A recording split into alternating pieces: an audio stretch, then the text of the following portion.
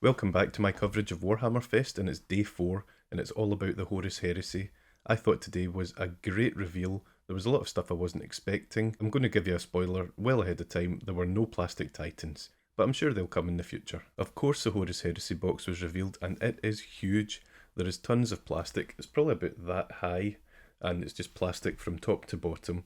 There's a big rulebook in there as well. They didn't reveal a definitive price point, but they did say it would be under £200, which I think everyone was fearing it would be a lot more than that because Ash Wastes was priced so high and you get a lot less in it.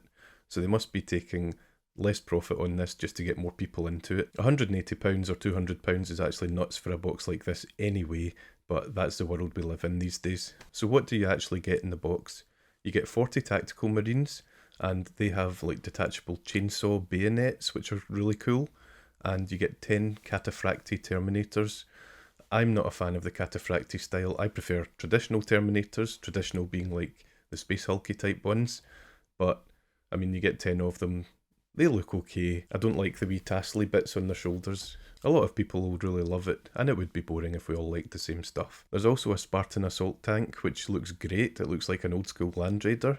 And there's a Contemptor Dreadnought, which, if I'm being honest, there had better be some upgrade sprues for this thing, because it just looks blank and boring. The Contemptor has never been my favourite kind of Dreadnought. It's always been a bit like static. I'll need to get this one in my hands to see what it's like. Apparently it's a lot more poseable. There's ball joints on it, so you can put them in a lot of different poses, so that's good. But it's just the blank front on it. I mean, put a scroll there, put anything there, just don't leave it as a blank plate. The way they described it was, this will be in a lot of Golden Demons, this will be a blank canvas for some fantastic painters out there. That's great. Most of us aren't Golden Demon Award winning painters, so we don't really care about having a canvas for a lot of freehand or whatever. I'm never going to get excited about a Contemptor Dreadnought, let me tell you that. There are lots of weapon options, and there's a choice of armaments to put on the weapon options as well. You know how there's like little bolters and flamers and things around it, so that's good. Contemptor's not for me. The Spartan, on the other hand, is covered in las cannons, and it just looks great. I haven't chosen a legion yet. I've got probably a choice of 3. Emperor's Children, Thousand Sons, or Space Wolves. I think I would go one of them, and I'm not entirely sure which one yet. There's a massive rulebook. There's 336 pages in it, and it's a typical Games Workshop production that you would expect. It's also not just Space Marines. There's Admech, Custodes, Sisters of Silence. They'll all be coming somewhere down the line, and I think there's a bit of fluff in the book about them. It's not just Space Marine on Space Marine. There's also Titans and Knights that you can use as well. This is not going to be a limited release. It's going to be on shelves for a considerable amount of time, and hopefully not the same considerable amount of time that Cursed City was meant to be on shelves, because that was an absolute disaster. I think this one will do really well. It's packed with miniatures. There's a really nice rulebook in it, and it will be at a price point which people can accept, if not be happy about. There will be 2 other books available at launch.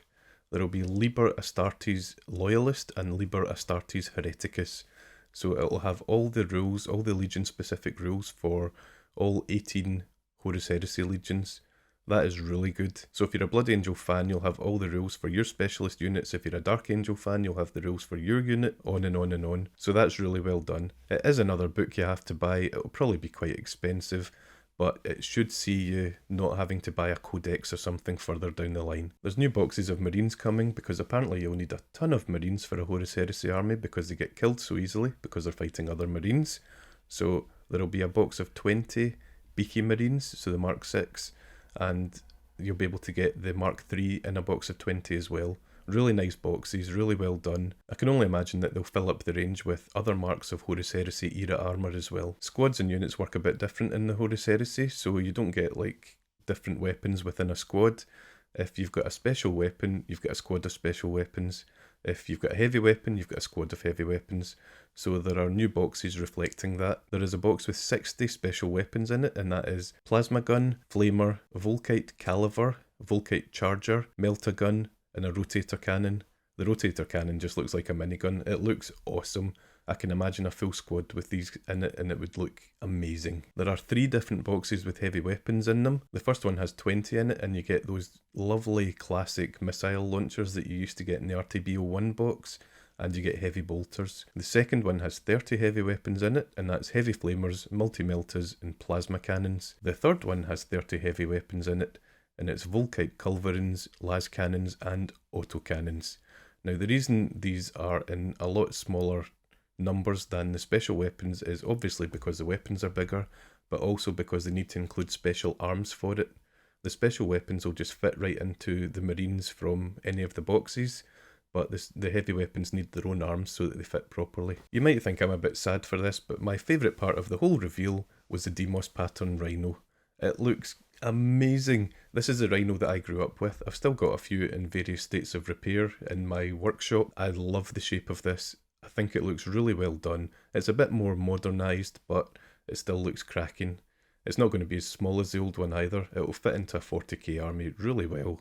So very happy with this one. There will also be a re-release of the heroes from the Fall of Prospero box, so Araman and Gygor Fellhand from the Space Wolves, so it'll be good to have them as well. This next reveal was great and it actually pointed to the direction of the Horus Heresy strategy in future, and it was the Kratos Heavy Assault Tank. It looks absolutely amazing. It's plastic, so you won't have any of the build problems that you would have with the Forge World resin one, so that's great. It looks like an absolute beast. There's multiple big weapon options for the front of it, there's multiple small weapon options. It just looks fantastic. Ending on a bit of a low, we got 3 new Black Library books. They're not actually new, they're just paperbacks. There's Rogaldorn's Primarch book. There's Lupercal's War, which is an anthology of already available short stories. There's Chthonia's Reckoning, which is a Sons of Horus book. If you want to read more about the Horus Heresy, just start with Horus Rising.